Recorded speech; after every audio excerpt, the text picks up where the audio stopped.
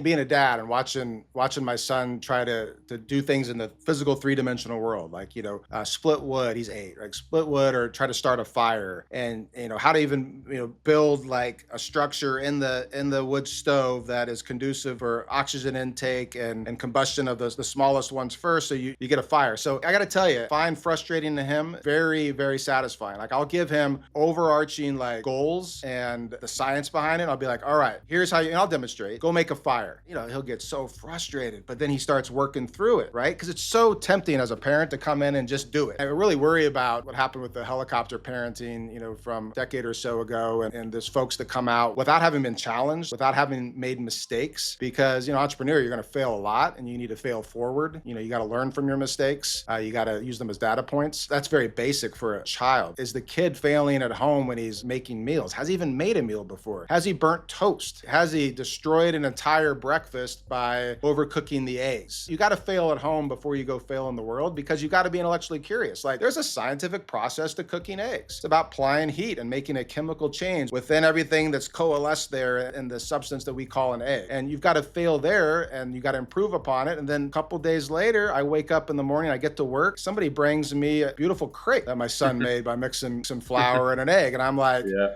and wow, like, what's the difference? He's like, oh, I figured out which pan to use. The technology of the metallurgy of the cooking So instrument. simple And though. he finally So figured out simple though. the tools. Yeah, it's so simple yet it goes such a far way.